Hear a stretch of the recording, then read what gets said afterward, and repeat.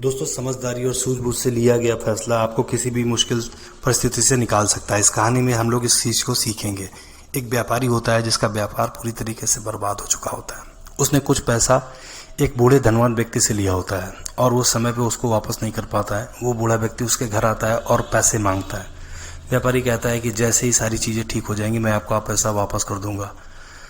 उस बूढ़े धनवान व्यक्ति की नज़र व्यापारी की बेटी पे पड़ती है और उसको देख करके वो बोलता है कि ठीक है, तो मेरा पैसा मुझे वापस ना कर पाओ तो अपनी बेटी की शादी मुझसे कर दो।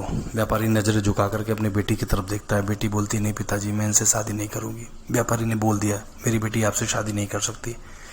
बूढ़ा व्यक्ति बहुत चालाक होता है। उसने उस व्यापारी के सामने शर्त रखी।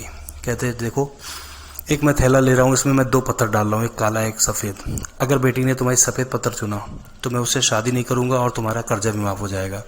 लेकिन अगर थैले से तुम्हारी बेटी ने काला पत्थर निकाला तो कर्जा तो माफ़ हो जाएगा, लेकिन तुमको बेटी की शादी मुझसे करानी होगी। व्यापारी सुन करके बेटी की तरफ फिर से देखता है।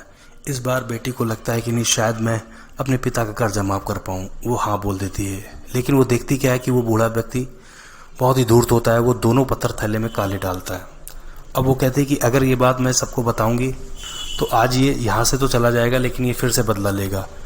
लेकिन अगर मैं काला पत्थर निकालूंगी तो इसकी शादी मुझसे होगी, यानी कि मुझे इससे शादी करनी पड़ेगी। बेटी परेशान हो जाती है, लेकिन फिर भी वो एक तरकीब सोचती है। चूँकि व्यापारी ने दोनों पत्थर पास पड़े काले और सफ़ेद पत्थरों के ढेरों से निकाले होते हैं, तो थैला उसी जगह रख करके एक वो पत्थर निकालती है और तुरंत ज़मीन पे छोड़ देती है। क्योंकि अन्य पत्थर ऑलरेडी उसमें पड़े होते हैं जो कि काले सफ़ेद होते हैं। सारे पत्थर मिक्स हो जाते हैं। पास खड़े लोगों को पता नहीं चलता है कि थैले से कैसा पत्थर निकला, लेकिन अभी थैले में एक और पत्थर था।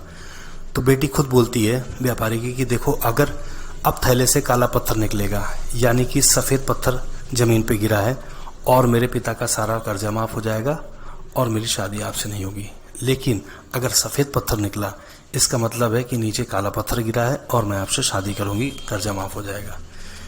बूढ़े व्यक्ति को पता होता है कि दोनों पत्थर उसने काले डाले हैं, लेकिन वो कुछ नहीं कर सकता है। और दूसरा पत्थर लड़की जब निकालती है तो वो काला ही निकलता है, जिससे उसका सारा कर्जा माफ़ हो जाता है व्यापारी का, और बेटी को शादी नहीं करनी पड़ती। क्योंकि अगर काला पत्थर निकला है, यानी कि ज़मीन पे गिरा हुआ पत्थर सफ़ेद होगा।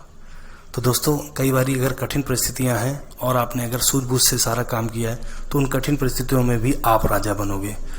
हिम्मत ना हारिए, लड़ते रहिए।